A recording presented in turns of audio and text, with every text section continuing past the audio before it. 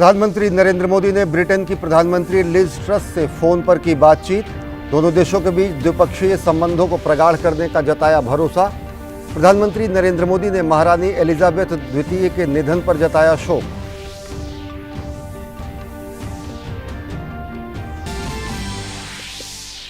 इक्कीसवीं सदी में सामर्थ्यवान भारत के लिए प्रधानमंत्री का अनुसंधान पर जोर। विकास में विज्ञान को बताया एक ऊर्जा स्वरूप। अहमदाबाद साइंस सिटी में 2 दिवसीय पहले केंद्र राज्य विज्ञान सम्मेलन का किया उद्घाटन।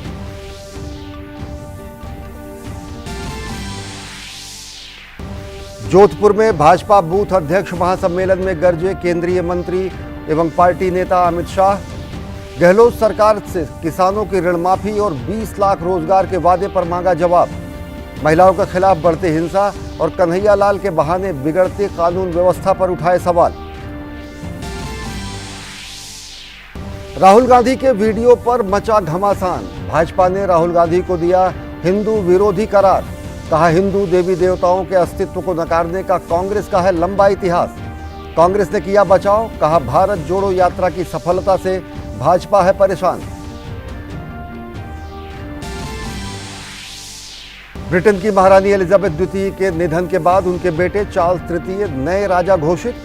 किंग चार्ल्स तृतीय की पत्नी कैमिली पार्कर को मिली क्वीन कंसॉर्ट की उपाधि।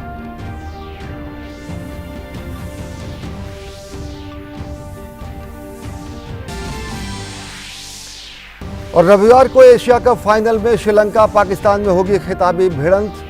श्रीलंका 5 बार तो पाकिस्तान 2 बार जीत चुका है एशिया कप।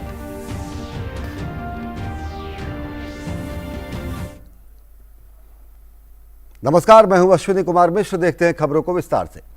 प्रधानमंत्री नरेंद्र मोदी ने आज ब्रिटेन की प्रधानमंत्री लिज ट्रस से फोन पर बातचीत की। प्रधानमंत्री नरेंद्र मोदी ने लिज ट्रस को प्रधानमंत्री पदभार संभालने की बधाई दी। प्रधानमंत्री नरेंद्र मोदी ने व्यापार और विदेश मंत्री के रूप में उनकी पिछली भूमिकाओं में रहते हुए लिज ट्रस के भारत यूके द्विपक्षीय संबंधों में योगदान की सराहना की।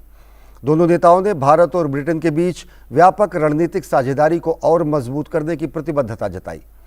दोनों नेताओं ने रोड मैप 2030 के कार्यान्वयन में प्रगति, FTA वार्ता, रक्षा और सुरक्षा सहयोग और दोनों देशों के बीच लोगों के बीच परस्पर संबंधों सहित अनेक द्विपक्षीय हित के विभिन्न मुद्दों पर चर्चा की। प्रधानमंत्री नरेंद्र मोदी ने भारत के लोगों की ओर से महारानी एलिजाबेथ द्वितीय के निधन पर शाही परिवार और ब्रिटेन के लोगों के प्रति गहरी संवेदना व्यक्त की। प्रधानमंत्री नरेंद्र मोदी ने अहमदाबाद में आयोजित 2 दिवसीय केंद्र राज्य विज्ञान सम्मेलन का वर्चुअल माध्यम से शुभारंभ किया। सम्मेलन का उद्देश्य सहकारी संघवाद के तहत केंद्र और राज्यों के बीच समन्वय और सहयोग के तंत्र को मजबूत करना और प्रदेश में विज्ञान, प्रौद्योगिकी और नवाचार STE के एक सशक्त इकोसिस्टम का निर्माण करना है। कार्यक्रम को संबोधित करते हुए प्रधानमंत्री नरेंद्र मोदी ने कहा कि समाधान और नवाचार का आधार विज्ञान ही है। इसी प्रेरणा से आज नया भारत जय जवान, जय किसान, जय विज्ञान के साथ ही साथ जय अनुसंधान का आह्वान करते हुए आगे बढ़ रहा है। ज्ञान जब विज्ञान के साथ जुड़ता है, जब ज्ञान और विज्ञान से हमारा परिचय होता है, तो संसार की सभी समस्याओं और संकटों से मुक्ति का रास्ता अपने आप खुल जाता है।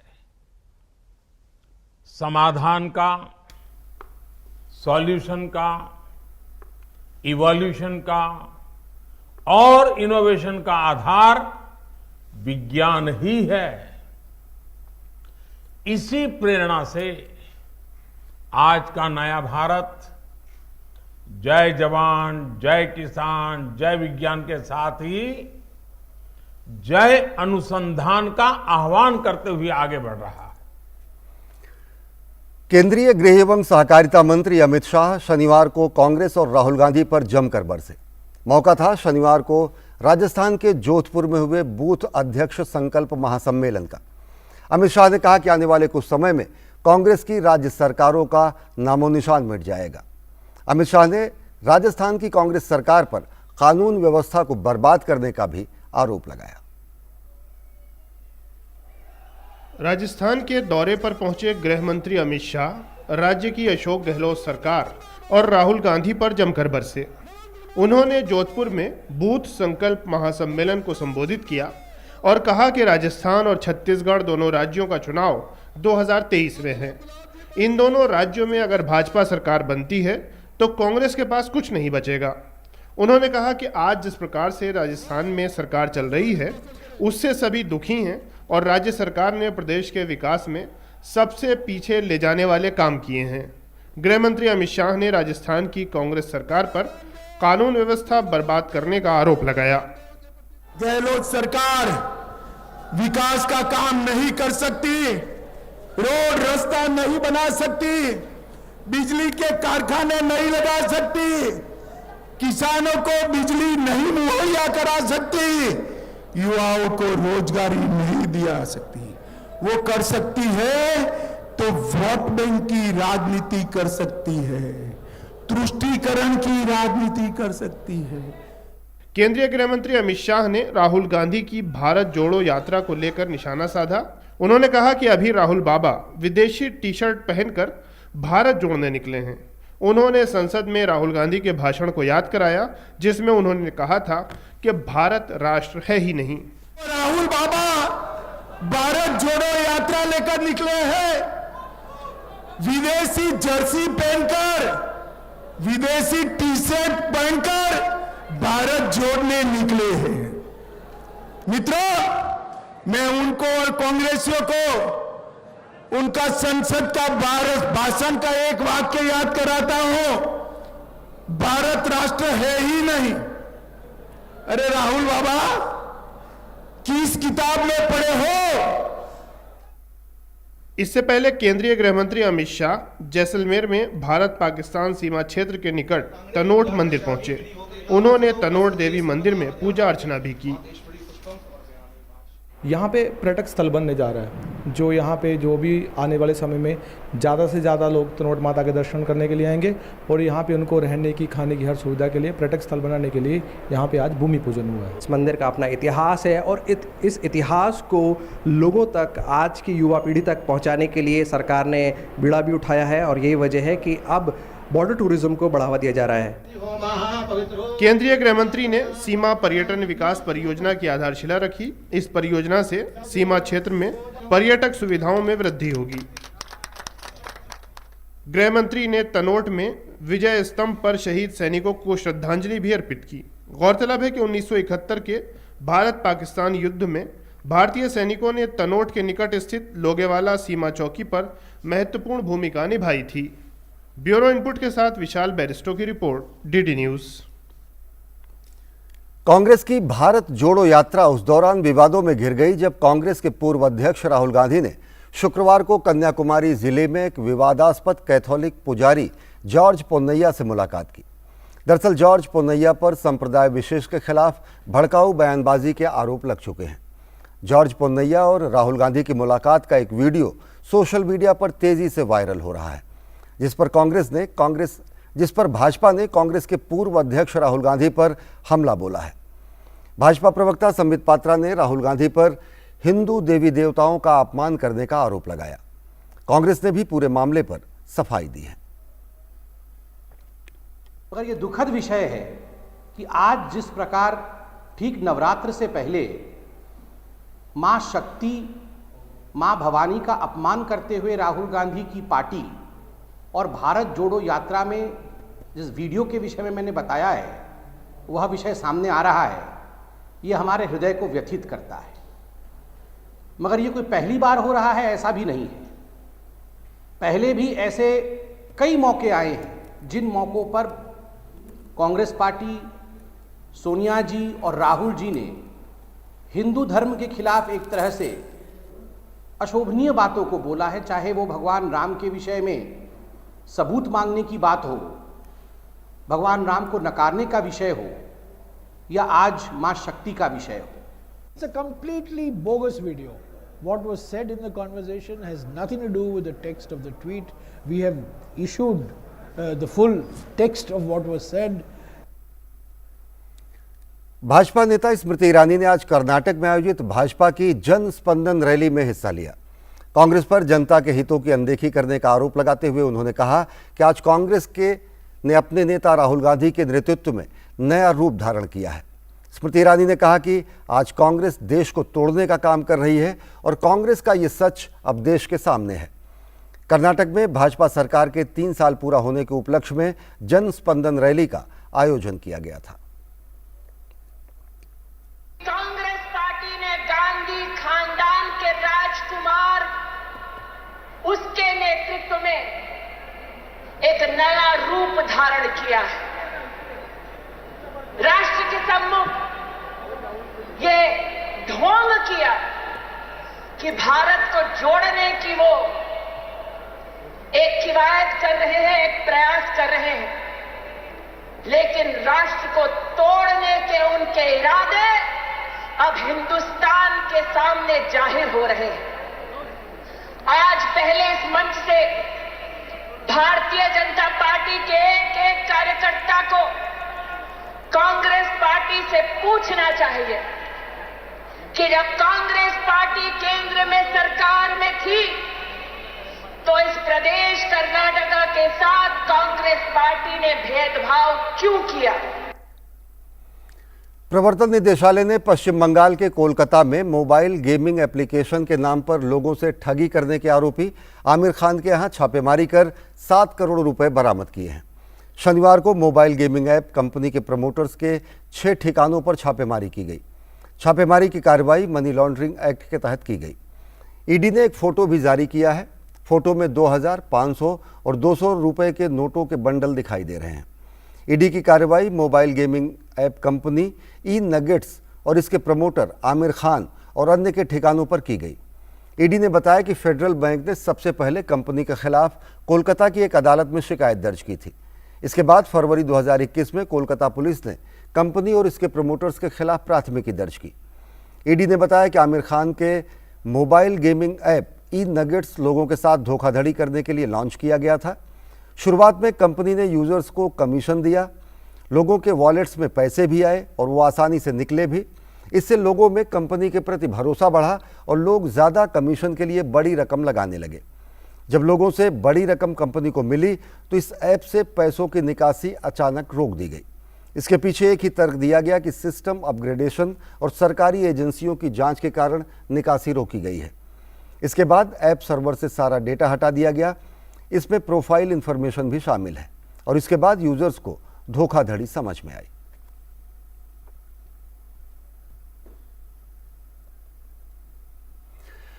पूर्वी लद्दाख में 2 साल से अधिक समय से जारी गतिरोध को समाप्त करने की दिशा में एक बड़ा बदलाव हुआ है। दोनों देशों की सेनाओं ने घोषणा की है कि गोगरा हॉट स्प्रिंग क्षेत्र के पेट्रोलिंग पॉइंट 15 से बलों की वापसी प्रक्रिया शुरू हो गई है और ये सोमवार तक पूरी हो जाएगी। दोनों पक्ष इस बात पर भी रजामंद हुए हैं कि क्षेत्र में बनाए गए सभी अस्थायी ढांचों और अन्य बुनियादी ढांचों को तोड़ा जाएगा। दोनों पक्ष पारस्परिक रूप से इसकी पुष्टि भी करेंगे। गोगरा हॉट स्प्रिंग क्षेत्र से भारत चीन की सेनाएं हट रही हैं पीछे।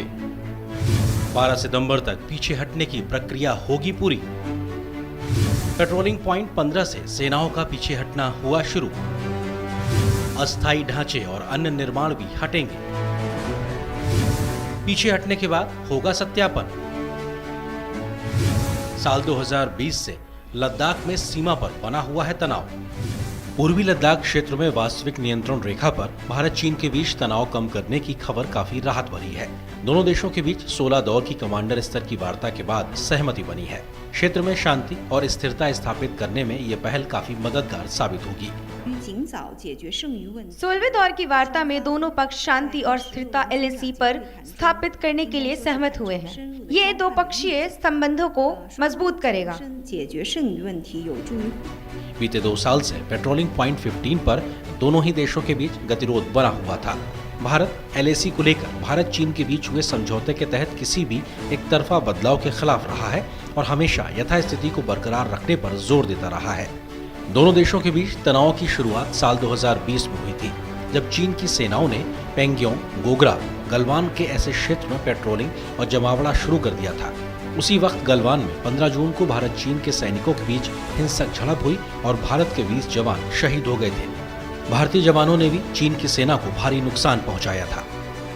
गोगरा हॉट स्प्रिंग क्षेत्र में दोनों देश की सेनाओं के पीछे हटने से LAC के बाकी सभी मुद्दों के समाधान होने की उम्मीद बढ़ी है। बातचीत के जरिए तनाव कम करने की पहल उज्बेकिस्तान में होने वाली शंघाई सहयोग संगठन की वार्षिक शिखर सम्मेलन से पहले होना भी एक सकारात्मक संकेत है। सम्मेलन में प्रधानमंत्री नरेंद्र मोदी और चीन के राष्ट्रपति शी जिनपिंग के शिरकत करने की संभावना है। भारत ने एशिया में शांति स्थिरता को लेकर हमेशा सकारात्मक रुख अपनाया है। विदेश मंत्री डॉक्टर S जयशंकर ने नई दिल्ली में एशिया सोसाइटी पॉलिसी संस्थान के शुभारंभ के मौके पर कहा था कि बॉर्डर की स्थिति पर ही दोनों देशों के संबंध निर्भर करेंगे। Much of the future of Asia depends on how relations between India and China develop in the foreseeable future. For ties to return to a positive trajectory and remain sustainable, they must be based on the three mutuals: mutual sensitivity, mutual respect, and mutual interest. Their current status is, of course, well known to all of you. I can only reiterate that the state of the border will determine the state of the relationship. LAC पर दोनों देशों के बीच साल 2020 से पहले बीते 3 दशकों से कोई हिंसक घटना सामने नहीं आई थी। उसके बाद दोनों देशों ने कूटनीतिक, राजनयिक और कमांडर स्तर पर बातचीत के जरिए तनाव को कम करने की कोशिश की। कुछ सफलता भी मिली, लेकिन भारत की मंशा लद्दाख क्षेत्र में अप्रैल 2020 से पहले वाली यथास्थिति को बहाल करने पर है। Bureau report, DD news. थल सेना प्रमुख जनरल मनोज पांडे लद्दाख में पर्वत प्रहार अभ्यास के साक्षी बने। पर्वत प्रहार अभ्यास के दौरान लद्दाख के दुर्गम पहाड़ी इलाकों में सेना का अदम्य साहस और कौशल देखने को मिला। जनरल मनोज पांडे को अधिकारियों की तरफ से जमीनी स्तर पर कमांडरों द्वारा ऑपरेशनल तैयारियों के बारे में भी जानकारी दी गई। उन्होंने अधिकारियों और सैनिकों से बातचीत की। थल सेना प्रमुख ने सेना की दृढ़ता और पेशेवर मानकों के लिए उनकी सराहना की। केंद्रीय सामाजिक न्याय एवं अधिकारिता राज्य मंत्री प्रतिमा भौमिक ने शनिवार को अगरतला में संसद क्रीड़ा महोत्सव का उद्घाटन किया। इस मौके पर उन्होंने एक मैराथन दौड़ को भी हरी झंडी दिखाई। प्रधानमंत्री जी ने हम सब सांसदों को अपने क्षेत्रों में सांसद खेल का आयोजन करने के लिए बोला था। उनकी प्रेरणा से आज मैंने अपने क्षेत्रों में सांसद खेल कूद स्पर्धा का शुरुआत किया मैराथन से। इसमें पद्मश्री दीपा कर्मकार से लेके द्रोणाचार्य पुरस्कार विजेता विशेषण नंदी से लेके बहुत सारे लोगों का, युवाओं का, सबका इतना जुनून हम लोगों ने आज देखा है। इतना बड़ा मात्रा में लोगों ने वहां पे अंशग्रहण किया है। ब्रिटेन में नए युग का आगाज हो गया है। क्वीन एलिजाबेथ द्वितीय के निधन के 2 दिन बाद उनके बेटे प्रिंस चार्ल्स को ब्रिटेन का नया सम्राट घोषित किया गया है। सेंट जेम्स पैलेस में एक ऐतिहासिक समारोह में शनिवार को किंग चार्ल्स तृतीय को आधिकारिक तौर पर ब्रिटेन का सम्राट घोषित किया गया। इसके साथ ही उनकी पत्नी कैमिला क्वीन कंसर्ट चुनी गई। महारानी एलिजाबेथ के निधन के बाद आधिकारिक रूप से ब्रिटेन को अपना नया सम्राट मिल गया है। सेंट जेम्स पैलेस में परिग्रहण परिषद की बैठक में प्रिवी काउंसिल ने किंग चार्ल्स तृतीय को आधिकारिक रूप से नया सम्राट चुना। इस मौके पर एक ऐतिहासिक समारोह का आयोजन किया गया, जिसमें किंग चार्ल्स तृतीय की ताजपोशी की गई। इसमें नए सम्राट की ताजपोशी से जुड़ी सभी औपचारिकताएं पूरी की गई। Queen Camilla, prince of Wales William, पूर्व पीएम बोरिस जॉनसन और वर्तमान प्रधानमंत्री लिज ट्रस ने कार्यक्रम की शोभा बढ़ाई। इस दौरान एक ऐसा पल भी आया जब किंग चार्ल्स तृतीय अपनी मां एलिजाबेथ को याद करते हुए भावुक हो गए।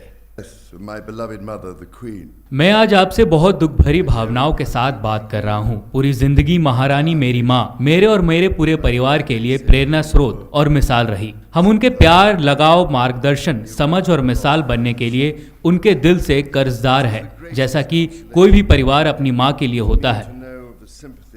किंग चार्ल्स ने समारोह के दौरान आजीवन सेवा करने की प्रतिबद्धता जताई। उन्होंने पद पर रहते हुए संविधान और लोगों की रक्षा करने की बात भी कही। गौरतलब है कि ब्रिटेन की महारानी रही एलिजाबेथ द्वितीय के निधन के बाद किंग चार्ल्स की ताजपोशी हुई है। उनकी पत्नी कैथरीन को अब डचेस ऑफ कॉर्नवॉल के रूप में जाना जाएगा। प्रिंस चार्ल्स अब सम्राट के साथ साथ कॉमनवेल्थ के अध्यक्ष भी होंगे।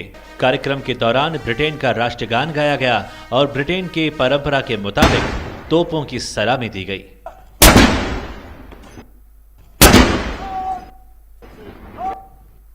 मैं इस महान विरासत और संप्रभुता के कर्तव्यों और भारी जिम्मेदारियों के बारे में गहराई से जानता हूं, जो अब मुझे सौंपे गए हैं। इन जिम्मेदारियों को लेते हुए मैं इसे पालन करने का प्रयास करूंगा और लोगों की आजीवन सेवा करूंगा। 3 cheers for His Majesty the King. Hip hip. Hip hip. Hip hip. Britain की महारानी एलिजाबेथ द्वितीय के निधन के बाद भारत में भी 11 सितंबर को एक दिन के राष्ट्रीय शोक की घोषणा की गई है। उनके सम्मान में भारतीय ध्वज आधा झुका रहेगा। पीएम मोदी ने अपने शोक संदेश में कहा था कि उन्हें हमारे समय के दिग्गज के रूप में याद किया जाएगा। उन्होंने अपने देश और लोगों को प्रेरक नेतृत्व प्रदान किया। उन्होंने सार्वजनिक जीवन में गरिमा और शालीनता का परिचय दिया। Bureau report, DD news. और बात क्रिकेट की। रविवार को होने वाले एशिया कप फाइनल में श्रीलंका और पाकिस्तान आमने सामने होंगे। दोनों ही टीमों ने प्रतियोगिता की शुरुआत हार के साथ की थी, लेकिन इसके बाद बेहतर प्रदर्शन किया और फाइनल में पहुंचे। श्रीलंका ने 5 बार तो वहीं पाकिस्तान ने 2 बार एशिया कप जीता है। एशिया कप क्रिकेट प्रतियोगिता का फाइनल रविवार को दुबई इंटरनेशनल स्टेडियम में पाकिस्तान और श्रीलंका के बीच खेला जाएगा। इस मैच में टॉस की भूमिका काफी अहम मानी जा रही है। एशिया कप में टॉस जीतकर अभी तक जिन टीमों ने गेंदबाजी की है, उन्होंने ज्यादातर मैच जीतने में कामयाबी पाई है। ऐसे में फाइनल में भी टॉस जीतने वाली टीम पहले गेंदबाजी करना ही पसंद करेगी। फाइनल में श्रीलंका को अपनी स्पिन जोड़ी वानिंदु हसरंगा और महीश तीक्ष्णा से काफी उम्मीदें होंगी, जिन्होंने शुक्रवार को हुए मैच में पाकिस्तान को 121 रन पर समेट दिया था। अपने घर में तमाम दिक्कतों से जूझ रही श्रीलंका के लिए एशिया कप जीतना एक बड़ी राहत होगा। वहीं पाकिस्तान की टीम फाइनल में पूरी ताकत के साथ उतरेगी। तेज गेंदबाज नसीम शाह और ऑलराउंडर शादाब खान टीम में फिर से दिखेंगे। हालांकि बल्लेबाजी पाकिस्तान के लिए चिंता का कारण बनी हुई है। कप्तान बाबर आजम टूर्नामेंट में फ्लॉप साबित हुए हैं। सिर्फ मोहम्मद रिजवान ही टीम के लिए लगातार रन बना रहे हैं। वे 5 मैच में 226 रन बना चुके हैं। मौजूदा संस्करण में दोनों टीमों के सफर पर नजर डालें तो पाकिस्तान ने एशिया कप के इस संस्करण की शुरुआत हार के साथ की थी। पहले मैच में उसे भारत ने हराया था। इसके बाद टीम ने हांगकांग को हराकर सुपर 4 में जगह बनाई। सुपर 4 में पाकिस्तान ने पहले मैच में भारत को हराया। इसके बाद अफगानिस्तान को हराकर पाकिस्तान ने फाइनल में प्रवेश किया। सुपर 4 के आखिरी मैच में पाकिस्तान को श्रीलंका के हाथों हार का सामना करना पड़ा। वहीं प्रतियोगिता में श्रीलंका की भी हार के साथ शुरुआत हुई। पहले मैच में अफगानिस्तान ने श्रीलंका को 8 विकेट से हराया। इसके बाद श्रीलंका ने बांग्लादेश को हराकर सुपर 4 में जगह बनाई। श्रीलंका ने सुपर 4 में अफगानिस्तान, भारत और फिर पाकिस्तान को हराया। यानी सुपर 4 में श्रीलंका ने अपने सभी मैच जीते। एशिया कप के इतिहास की बात करें तो भारतीय टीम एशिया कप की सफलतम टीम है। भारत ने 7 बार एशिया कप जीता है। इसके बाद श्रीलंका है जिसने 5 बार एशिया कप जीता है। वहीं पाकिस्तान ने 2 बार एशिया कप जीता है। एशिया कप के फाइनल में इन दोनों टीमों के बीच हुए मुकाबलों पर अगर नजर डालें तो 1986 में एशिया कप के दूसरे संस्करण का फाइनल श्रीलंका और पाकिस्तान के बीच खेला गया था, जिसमें श्रीलंका ने बाजी मारी थी। 2000 में दूसरी बार एशिया कप का फाइनल पाकिस्तान और श्रीलंका के बीच खेला गया। इस बार पाकिस्तान ने पिछले फाइनल की हार का बदला लिया और 39 रन से मैच जीतकर खिताब अपने नाम किया। ये पाकिस्तान का पहला एशिया कप खिताब था। 2014 में तीसरी बार एशिया कप का फाइनल पाकिस्तान और श्रीलंका के बीच खेला गया। इसमें श्रीलंका ने 5 विकेट से जीत दर्ज की। अब 2022 में चौथी बार ये दोनों टीमें एक बार फिर से एशिया कप के फाइनल में आमने सामने हैं। देखना होगा कि इस बार कौन सी टीम चैंपियन बनने में कामयाब रहती है। Sports desk, DD news.